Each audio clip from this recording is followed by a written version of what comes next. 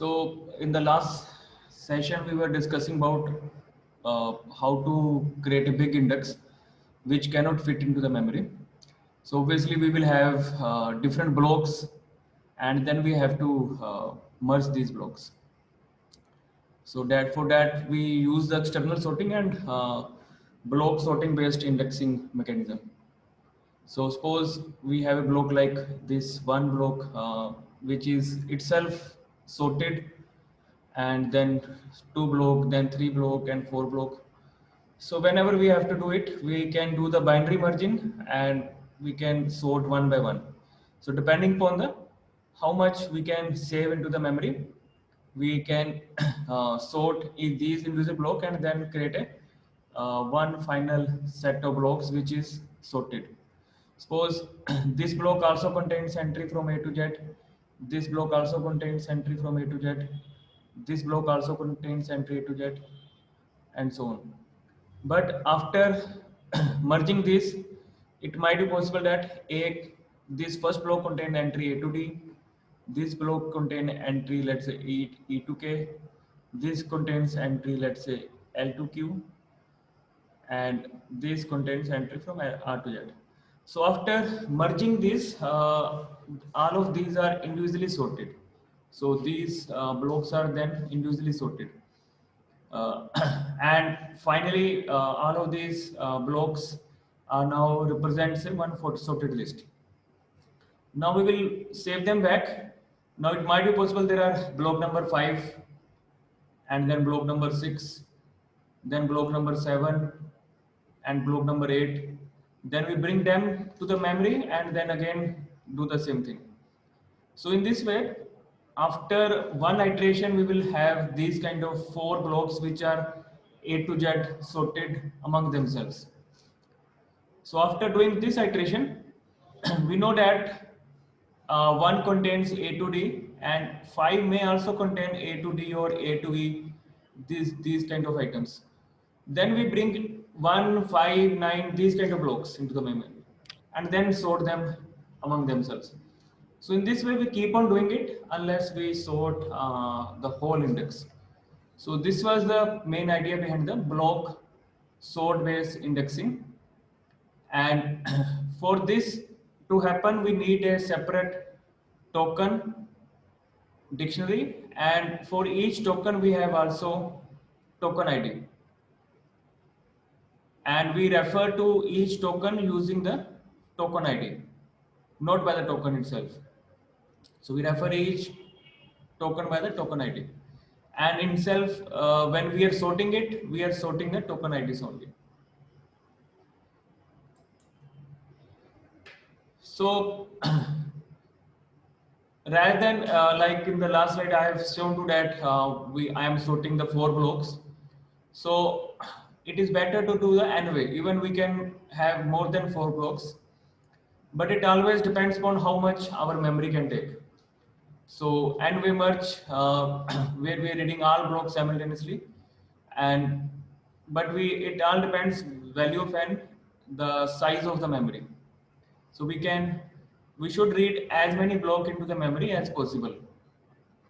So, but if we are doing it in the hard disk, then number of hard disk seek and number of hard disk, so that would increase.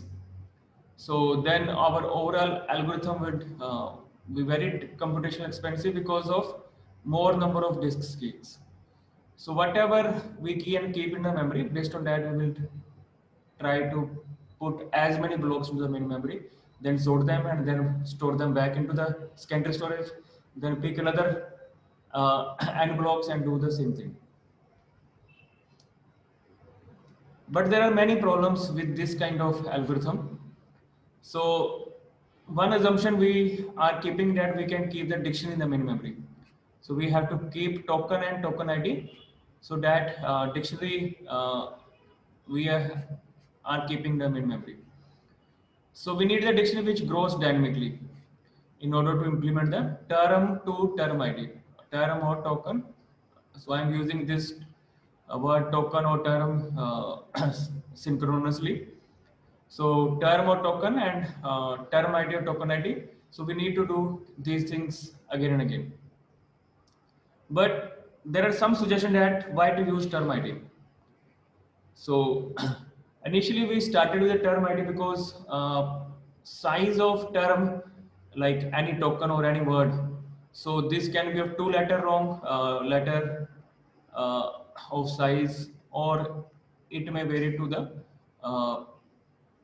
there are very large letter size, large word size.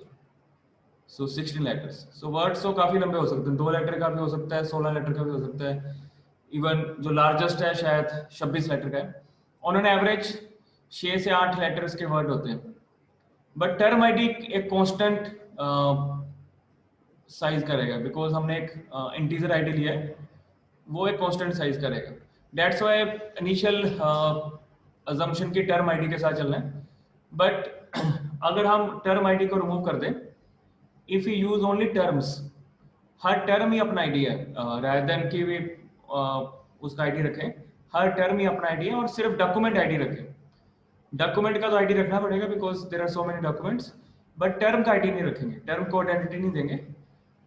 So obviously now this particular attribute of variable size, ठीक है, तो अब variable size का हो जाएगा. But अगर हम इसके साथ चलेंगे तो हमें space we can save term id की. So instead of term id, document id, postings, we have term. तो यहाँ से ये term हटा देंगे और term normal term ले आएंगे, actual token ले आएंगे, और जो मैपिंग थी इनकी डिक्शनरी में वो भी रिमूव कर देंगे. सो अब डिक्शनरी को अलग से स्टोर नहीं कर रहे, we are storing the full index at a time. So earlier हम क्या कर रहे थे कि जो टर्म है और टर्म आईडी के डिक्शनरी अलग से स्टोर कर रहे थे, वहां से हमें टर्म पता चलती थी और वहां से फिर हम डॉक्यूमेंट आईडी निकालते थे. But now what we are saying is we will keep it into one big index. But इससे क्या होगा कि हमारे इंटरमीडिएट फाइल्स बहुत बड़ी बननी स्टार्ट हो जाएंगी. अर्लियर तो क्या था कि टर्म और टर्म आईडी, सो ये इंडेक्स अलग से था और इसको अलग से हम सॉर्ट कर सकते थे, और इससे हमें आइडिया लग जाता था. और टर्म आईडी और डॉक्यूमेंट आईडी का अलग इंडेक्स था, अलग स्ट्रक्चर ही थी. तो इसको मैंने कहा था कि हम डिक्शनरी में रखेंगे और इसके लिए हम विन हेप या कुछ बना सकते हैं जो पोस्टिंग्स है. But now what I am saying is we have only one index. हम ये वाला इंडेक्स खत्म कर देंगे, यहाँ पे टर्म आईडी की जगह टर्म ही ले आएंगे. बट अब कोई टर्म 6 कैरेक्टर की है, कोई 12 कैरेक्टर की है, कोई 20 कैरेक्टर की है, and now this whole file जो है इसके जितने ब्लॉक्स होंगे काफी बड़े बन जाएंगे. सो हमारी इंडेक्स कंस्ट्रक्शन स्लो होनी स्टार्ट हो जाएगी. So for that we will use new algorithm which we call single pass in memory indexing. So in memory indexing, once it was very popular in year 2002 to 2004. So in memory indexing, if you look at on the Google, there are so many research paper in that era. But later on, there is a one framework which actually reduce the applicability of in-memory indexing. So एक time पे काफी popular थी. तो we will first discuss why in-memory index, what is in-memory index, and why it was popular. और उसके बाद हम discuss करेंगे कि why nowadays we do not want to use it. So key idea क्या था? Generate separate dictionary for each block. No need to maintain term और term ID mapping. जितने भी ब्लॉक होंगे वो itself complete होंगे. सो हर ब्लॉक में टर्म और डॉक्यूमेंट आईडी और पोस्टिंग्स होंगी. सो हर ब्लॉक इटसेल्फ कंप्लीट है. और अब जैसे जैसे हम डॉक्यूमेंट रीड करेंगे, यानी इंडेक्स कैसे बनता है, हम एक एक करके डॉक्यूमेंट रीड करेंगे, उस डॉक्यूमेंट में जितनी टर्म्स आएंगी उन टर्म्स के बेस पे हम अपना इंडेक्स साथ साथ बनाते जाएंगे. सो दैट्स व्हाई सिंगल पास. जैसे डॉक्यूमेंट रीड किया साथ ही इंडेक्स बना दिया उसका, और उस इंडेक्स के लिए हमने एक मेमोरी से ब्लॉक लिया और उस इंडेक्स को साथ साथ बनाते गए. सेकेंड की idea is we are not sorting. So sorting हमें क्यों करनी पड़ रही थी? इफ यू रिमेंबर कि मर्ज एल्गोरिथम में हम सॉर्टिंग क्यों करते थे? क्योंकि उससे हमें पता चलता था कि भी कौन सी टर्म कितनी किस डॉक्यूमेंट में आ रही है। सो हमें टर्म और टर्म आईडी की सॉर्टिंग करते थे। अब हम सॉर्टिंग करेंगे नहीं, सो कोई सॉर्टिंग नहीं कर रहे, तो ये टाइम सेव हो जाएगा। सो अब हम सीधा ही जैसे ही डॉक्यूमेंट रीड किया, एक डॉक्यूमेंट उठाया, उस डॉक्यूमेंट में एक एक टर्म जैसे जैसे मिलती गई उसको साथ साथ इंडेक्स में डालते गए। सो टर्म डॉक्यूमेंट आईडी पोस्टिंग साथ साथ इंडेक्स में डालते गए। सो इससे क्या होगा, हम पूरा का पूरा इंडेक्स एक ब्लॉक जितना कि हमारे पास मेमोरी में ब्लॉक है उसमें डालते हैं कि जब वो ब्लॉक कंप्लीट हो जाएगा उसको फिर हम सेकेंडरी स्टोरेज में स्टोर कर देंगे, फिर हम दूसरा ब्लॉक स्टार्ट कर देंगे। इस तरह से हम अपना जो एक ब्लॉक हमने कंप्लीट कर लिया है वो मेमोरी में रख दिया है, वो अपने आप में एक पूरा इंडेक्स है। फिर हमने दूसरा ब्लॉक शुरू कर दिया, दूसरा ब्लॉक भी अपने आप में इंडेक्स है, बट अब हमें इन ब्लॉक्स को मर्ज करना पड़ेगा। सो ये आइडिया क्लियर हो रहा है आप सबको? What is single pass, because अगले स्लाइड पे एल्गोरिथम है, बिफोर गोइंग टू एल्गोरिथम ये आइडिया क्लियर होना चाहिए।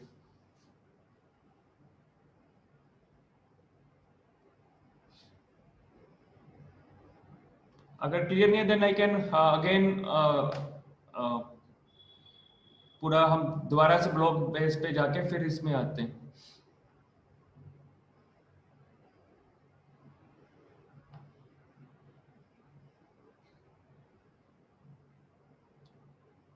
क्लियर है ये? दीक्षा, सृष्टि, निखिल, मयंक?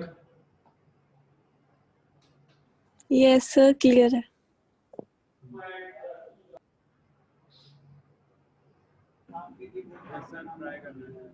निखिल थोड़ी आवाज कम आ रही है। अगर क्लियर नहीं है तो मैं दोबारा से एक बार थोड़ा बता देता हूँ कि क्या क्या हम क्या क्या कर रहे हैं, भी चेंजेस कहाँ पे आए हैं। आपको ब्लॉक बेस और इसमें चेंज पता होना चाहिए पहले ना, जो ब्लॉक सॉर्ट बेस इंडेक्सिंग और अभी जो हम कर रहे हैं ना, क्योंकि अगले में फिर एल्गोरिथम है, फिर वो कोई फायदा नहीं होगा एल्गोरिथम पे जाने का जब तक आइडिया क्लियर नहीं है। सर मोटे मोटे तौर पे पता लग गया है। अभी मैं दोबारा मैं जाता हूँ, ठीक है, मैं एक बार पुरानी स्लाइडों में जाता हूँ और फिर उससे आइडिया एक बार आपको क्लियर होगा। ये देखो, जो हमने ब्लॉक बेस इंडेक्सिंग में करते क्या थे, मैं डॉक्यूमेंट 1 रीड करता था, उसकी जितनी टर्म थी मैं ऐसे लिख लेता था, फिर डॉक्यूमेंट 2 रीड करता था, उसकी सारी टर्म्स उसके नीचे आ जाते थे। अब मैं क्या करता था, मैं सॉर्टिंग करता था। तो इसके बाद का स्टेप क्या है, जो नेक्स्ट स्लाइड पे, सॉर्टिंग। तो ये की स्टेप क्या था, सॉर्टिंग स्टेप था। सॉर्टिंग करने के टाइम करते क्या था कि अब मुझे पता क्या चलेगा कि एम्बिशियस सबसे पहले आ जाएगा, और जो टर्म पास पास आ रही है, जैसे ब्रूटस 1 में भी आ रहा है, 2 में भी आ रहा है, तो ये इकट्ठी आ जाती थी। और इसके बाद मैं इनकी पोस्टिंग बनाता था कि डॉक्यूमेंट पोस्टिंग मैं इसके बाद बनाता था। तो मेरे लिए की स्टेप क्या था, सॉर्टिंग। तो ब्लॉक सॉर्ट बेस इंडेक्सिंग में हमने किया क्या है कि ये जो सॉर्टिंग वाला कॉन्सेप्ट डिस्कस किया था कि सॉर्टिंग करेंगे कैसे, so that's what we discuss.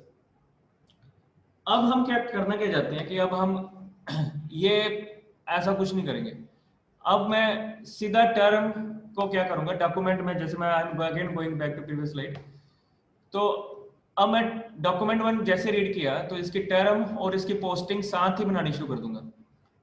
सो जैसे आई आया फिर डिड आया, सो डिड की पोस्टिंग साथ ही बनानी शुरू कर दूंगा। इनएक्ट आया, इनएक्ट की पोस्टिंग भी साथ ही बनानी शुरू कर दूंगा। तो अब मैं कोई सॉर्टिंग शूटिंग नहीं करेंगे। तो होगा क्या, जो मेरा पहला ब्लॉक है मेमोरी में, सपोज ब्लॉक 1 जो है, तो ऐसा पॉसिबल है सिर्फ मैं 2 डॉक्यूमेंट से पूरा ब्लॉक भर गया। डॉक्यूमेंट 1 और डॉक्यूमेंट 2 रीड जब किए, इनमें जितनी टर्म थी मेरा ब्लॉक 1 गेट्स फिल्ड अप।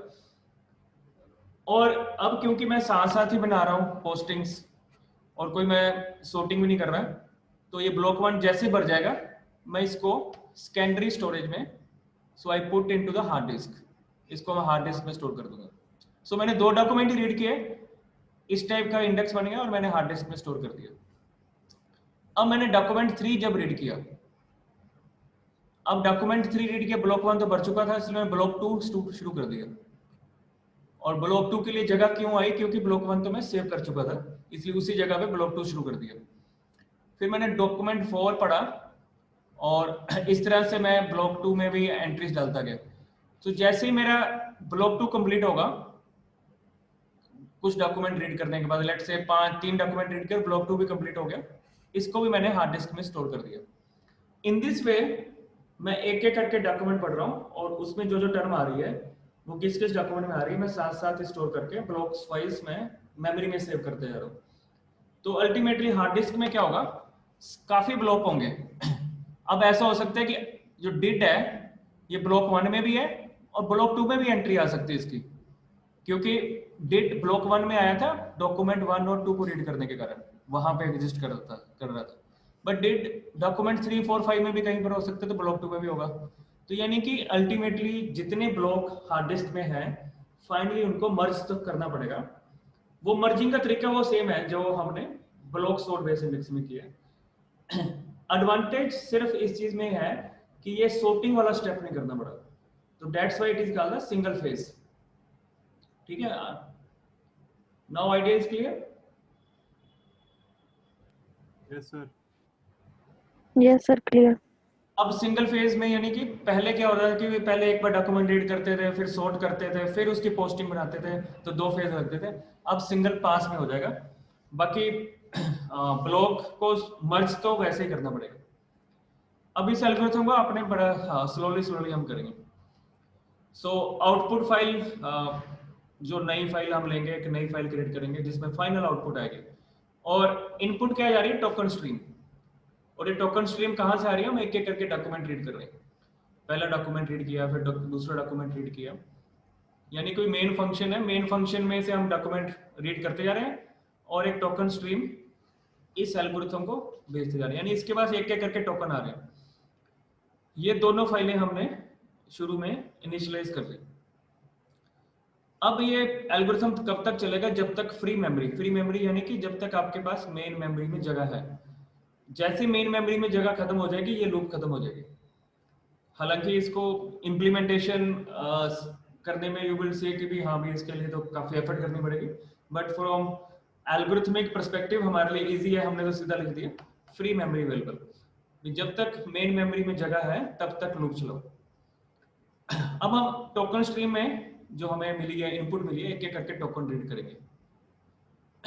अगर तो टोकन डिक्शनरी में का मेंबर नहीं है, if it is not member of dictionary, इसको आप इंग्लिश में भी लिख सकते हैं, if token is not part of dictionary, यानी कि पहली बार टोकन देखा है तो उसकी पोस्टिंग लिस्ट बनानी पड़ेगी। यानी कि न्यू टोकन है तो न्यू टोकन की हमें पोस्टिंग बनानी पड़ेगी।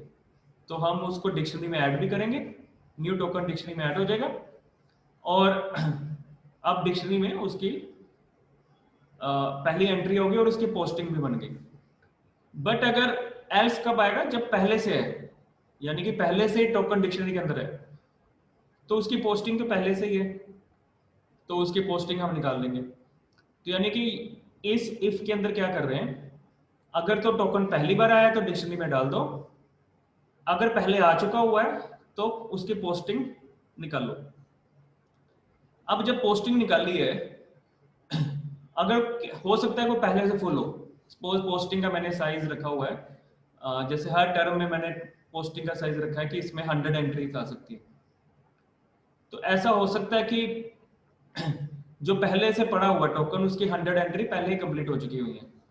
तो अगर तो पोस्टिंग फुल हो चुकी है तो एक 100 एंट्री की पोस्टिंग और डाल दो उसके साथ, उसको डबल कर दो। तो जैसे जैसे पोस्टिंग हमारी हर टर्म की बढ़ती जाएगी, जैसे कुछ टर्म कॉमन है उसकी पोस्टिंग बढ़ती जाएगी। और फाइनल इन दोनों फॉर लूप के बाद, इन दोनों इफ लूप के बाद हम जो ये पोस्टिंग लिस्ट है और डॉक्यूमेंट आईडी ये दोनों टोकन के साथ इंडेक्स में डाल देंगे। तो ये हमारी लूप चलती जाएगी जब तक मेन मेमोरी में, जब तक हम टोकन स्ट्रीम रीड कर पा रहे हैं, और ये तभी खत्म होगी अगर टोकन स्ट्रीम में कुछ नहीं बचा। तो which is very rare, token stream में तो कुछ ना कुछ मिलता जाएगा क्योंकि डॉक्यूमेंट आते जा रहे हैं, तो ये जलती जाएगी। बट इसको ब्रेक करने का एक और तरीका है कि मेमोरी फुल हो जाती है। अब हमारी जो डिक्शनरी एक सिंगल ब्लॉक की बनी है, एक सिंगल ब्लॉक की जो डिक्शनरी बनी है, जो पोस्टिंग बनी है, सिर्फ उसको हम सॉर्ट करेंगे, उसकी टर्म्स को सॉर्ट करेंगे। यानी कि एक ब्लॉक को सॉर्ट कर रहे हैं, ना कि काफी ब्लॉक्स को सॉर्ट करना, सिर्फ एक ब्लॉक को सॉर्ट कर रहे हैं। वो ब्लॉक कंप्लीट होने के बाद, यानी कि जब मेमोरी फुल हो गई है, उस ब्लॉक को डिस्क पे राइट कर देंगे। So that block is now return to the disk और आउटपुट फाइल को रिटर्न कर देंगे। तो अब इस एल्गोरिथम में क्या होगा, हम डॉक्यूमेंट रीड करते जाएंगे, तब तक रीड करेंगे जब तक मेमोरी में जगह है। जब मेमोरी फुल हो जाएगी उसको सॉर्ट करके उसको दोबारा से हम डिस्क पे राइट कर देंगे, और फिर ये व्हाइल लूप खत्म हो जाएगी, फिर दोबारा से इस एल्गोरिथम को कॉल किया जाएगा, and in this way this algorithm would be called again and again. We call it single pass because एक डॉक्यूमेंट को एक बार ही रीड करना है, उसको मेमोरी में एक बार ही लाना है, और उसकी जो पोस्टिंग्स हैं वो एक बार क्रिएट होने के बाद हार्ड डिस्क पे लिखी जाएगी। फाइनली जितने ज्यादा डॉक्यूमेंट होंगे उतने ब्लॉक मेमोरी में चले जाएंगे। It might be possible after कि 100 ब्लॉक्स हार्ड डिस्क के मेमोरी में चले गए, हार्ड डिस्क पे चले गए। और फाइनली कंबाइन इंडेक्स बनाने के लिए तो हमें उन सबको मर्ज करना ही पड़ेगा, वो हम ब्लॉक सॉर्ट बेस से करेंगे, यानी कि एक एक करके ब्लॉक हमने लिख दिए हार्ड डिस्क पे, फिर फाइनली मर्जिंग वाला एल्गोरिथम तो चलाना ही पड़ेगा। सो ओवरऑल एडवांटेज क्या हुआ, सिर्फ जो बीच का टर्म और टर्म आईडी की जो सॉर्टिंग थी वो नहीं करनी पड़ रही बस, और that is the main advantage. तो ये वाली सॉर्टिंग हम अवॉइड कर दी है, और एक डॉक्यूमेंट को एक बार ही रीड करना पड़ रहा है, नहीं तो उसमें पहले डॉक्यूमेंट को रीड करते थे ये बनाने के लिए, फिर डॉक्यूमेंट को रीड करते थे पोस्टिंग के लिए, but now document is read only once. So over the time this is proven that this algorithm works faster as compared to the normal indexing mechanism. ये क्लियर है सबको?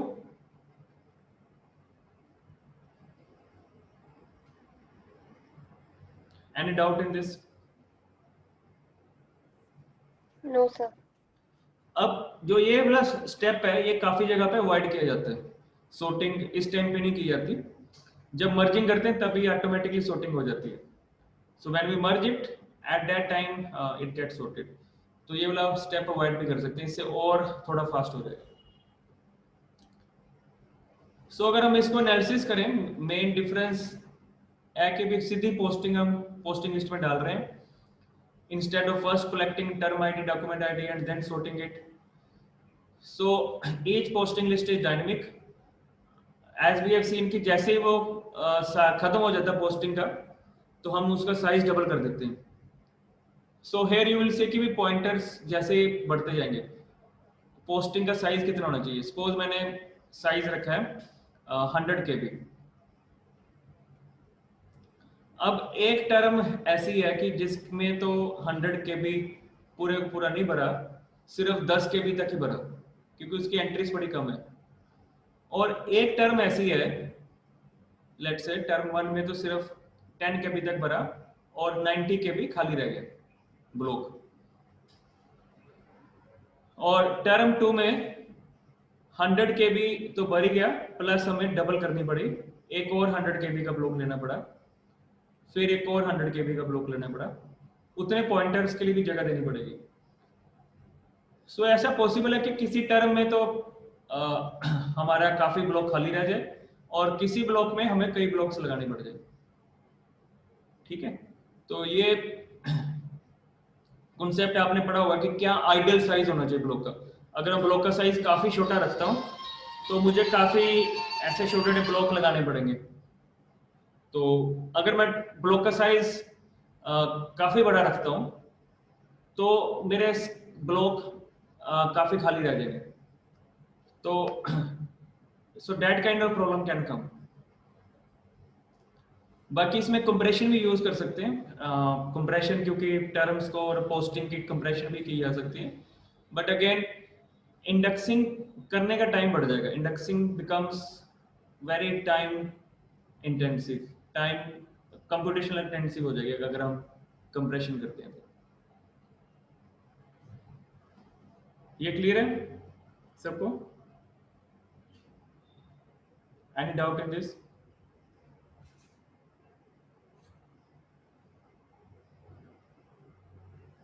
No, sir. So now coming to part case, as I told you कि single pass in memory indexing भी काफी popular थी। Even मेरा एक research paper था 2003 में, सो इसके ऊपर, बट ये स्लोली इट डाइज डाउन धीरे धीरे ये खत्म हो गई। The reason is for web scale indexing, जैसे जैसे डॉक्यूमेंट के साइज बढ़ते जाते हैं, सो मेन जो सर्वर्स हैं, सो ये स्केल अप इतनी नहीं हो पाती, इनमें कई टाइम इंटेंसिव काफी ऑपरेशन आने शुरू हो जाते हैं। तो जब आपका इंडेक्स बहुत बड़ा है, इवन डॉक्यूमेंट भी एक जगह पे नहीं है, डॉक्यूमेंट भी आपके डिस्ट्रीब्यूटेड है, लाइक वेब के केस में, so then these kind of algorithm can not work, because you can not keep web से डॉक्यूमेंट लाओगे एक जगह पे, फिर उसकी पोस्टिंग क्रिएट करोगे, और इतनी मेमोरी कभी भी नहीं होती मेन मेमोरी, और ना ही इतनी हार्ड डिस्क एक जगह पे हो सकती है। सो सेंट्रलाइज प्रोसेसिंग सिस्टम्स, जैसे जैसे इंटरनेट का ग्रोथ होनी स्टार्ट हो गई, जैसे जैसे वेब का साइज बढ़ना शुरू हो गया, so centralize processing system, so they started dying down, वो बिल्कुल खत्म होने स्टार्ट हो गए। So that's why most of the indexing which were centralized, so they started dying down in 2003-4. so इसलिए we must use the distributed computing clusters. so उस time पे जितने भी इस टाइप के इंडेक्सर थे, so all of them died down, even most of the research paper indexing, जैसे आपने देखा होगा स्कोपस, ये सारे जो इंडेक्सर हैं ये सारे डाई डाउन हो गए। इवन बड़े बड़े सर्च इंजन्स भी उस मोमेंट पे they were not able to compete. So individual machines are very fault prone and can unpredictably very slow down or fail. तो इसलिए उस टाइम पे डिसीजन हुआ कि हमें डिस्ट्रीब्यूटेड पूल ऑफ मशीन्स लगानी पड़ेगी। So one very good example which we usually quote कि कितनी मशीन्स लगानी पड़ेगी। Now typical example of Google data center. So Google data center may have many machines. ये 2016 का डाटा है, अराउंड 2.5 मिलियन सर्वर थे उनके पास, यानी कि 25 लाख सर्वर थे 2016 में, और देयर आर 30 मिलियन प्रोसेसर्स। अगर हम इन सर्वर्स में देखें तो अराउंड यानी कि 3 करोड़ प्रोसेसर उनके जिसपे वो गूगल का डाटा सेंटर चलता है, गूगल की जितनी सर्विसेज चलती हैं। So this data is from 2016, तो अब उसके बाद भी 4 साल हो गए हैं, और जो एक एस्टिमेट है कि गूगल हर क्वार्टर में 1 लाख सर्वर और ऐड कर देते हैं, यानी कि एक साल में 4 लाख सर्वर और ऐड हो जाते हैं। तो यू कैन वेल इमेजिन कि 2020 तक उनके अराउंड 1.46 मिलियन और ऐड हो चुके होंगे, तो अराउंड 4 मिलियन के करीब गूगल के पास सर्वर होंगे इस वक्त। एंड 200 और 250 मिलियन डॉलर्स पर ईयर उनका एक्सपेंडिचर है। ये पूरे वर्ल्ड की 10% कंप्यूटिंग कैपेसिटी है, और कितनी पावर यूज होती है, किसी को कुछ आइडिया कितनी इनको चलाने के लिए कितनी इलेक्ट्रिसिटी यूज होती होगी?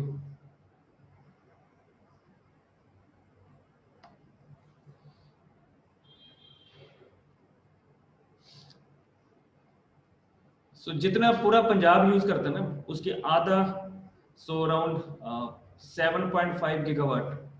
सो पंजाब की पीक 13 मेगावाट होती है, गीगावाट होती है पूरे पंजाब की जब बिजली यूज होती है, जब पूरे एसी चल रहे होते हैं। नॉर्मल पंजाब की एवरेज 9 गीगावाट होती है, यानी कि पूरे पंजाब स्टेट जितना यूज करता है, अकेला गूगल ही उतनी बिजली यूज कर देते हैं इनके data centres. So that is the size of Google data centers, how many processors they are working on. Now Google, let's say इनका fault or non-fault tolerant system है, let's say with 1000 nodes, अगर हम एक example लें कि ये claim करेंगे कि 99.9% अप टाइम रहता है, यानी कि हर सर्वर उनका उसकी रिलायबिलिटी इतनी है कि 99.9% अप टाइम रहेगा। अब पूरे सिस्टम का अप टाइम कितना रहेगा, यानी कि यहां से डाउन टाइम निकालने तो कितना निकलेगा? Down time is 0.1%, so that is a down time. और अप टाइम कितना है? 0.999। तो पहले सर्वर का 0.999 है, दूसरे सर्वर का अगर 0.999 है तो प्रोबेबिलिटी कितनी हो जाएगी? इतनी। तीसरे सर्वर का, तो अगर ऐसे 1000 सर्वर रहेंगे तो प्रोबेबिलिटी ऑफ अप टाइम इतना हो जाएगा, इतनी मल्टीप्लिकेशन हो जाएगी। एंड अगर हम देखेंगे डाउन टाइम कितना, अगर टोटल 1 अप टाइम है तो टोटल अप टाइम उसमें से निकाल लें तो 0.63 यानी कि 63% चांसेस हैं कि कोई एक सर्वर डाउन हो जाएगा। सो you can well imagine these numbers कि वैसे दिखने में लग रहा है कि 99.9% इज वेरी गुड नंबर कि इतना अप टाइम एक सर्वर का है, उसका फेलियर रेट हाँ 0.1 है। बट अगर हम ऐसे 1000 नोड्स लगाएं तो 63% चांसेस हैं कि कोई ना कोई 1000 में से एक सर्वर डाउन हो जाएगा हर टाइम पे। So this is the failure time of Google. अब इसी को आप स्केल डाउन आप करोगे टू 4.1 मिलियन तो यू कैन वेल इमेजिन कितना फेलियर रेट गूगल को हैंडल करना पड़ता होगा हर टाइम पे, कितने सर्वर फेल होते होंगे and how many servers they have to manage each and every time. So you can easily calculate कि कितने नंबर ऑफ सर्वर्स, इसी को आपने मल्टीप्लाई करोगे। अगर भाई 1000 के पीछे उनके 63% of time one server down रहता है तो मिलियन के पीछे यानी कि 1000 सर्वर डाउन रहेंगे 63% of time. So that is the scale की कितना सर्वर डाउन रहते हैं। एंड अगर हम देखो यूआईटी में हमारे पास एक सर्वर डाउन होता है तो हमें 4 दिन लग जाते हैं उसको ठीक करने में। And you can well imagine how much maintenance they need to put it up to run such a large system. So Google data center को चलाना itself is a very large task. So that is the kind of computations you need to understand. So distributed indexing जो Google का concept आया था that came in 2004. So they maintain a master machine directing indexing the job. So all of these servers actually they do the indexing all the time. Web crawling हमेशा हो रही होती है. All the time they keep on doing the web crawling. So इतनी ज़्यादा web crawling they keep on crawling and they keep on doing the indexing. और कई index बन रहे होते हैं. So master machine assign task to many machines. So that's why they need full टास्क। वो उनको अब जब गूगल को करना है तो सिंपल डिस्ट्रीब्यूटेड सिस्टम एक सब्जेक्ट होता है distributed system which we usually teach, अभी भी बुक्स आती हैं काफ़ी। बिग डाटा के पॉपुलर होने से पहले तक ये काफ़ी पॉपुलर वे से हम पढ़ाते थे, but now days it is not taught in the same way. So that also happen because of one architecture जो हम नेक्स्ट क्लास में स्टडी करेंगे।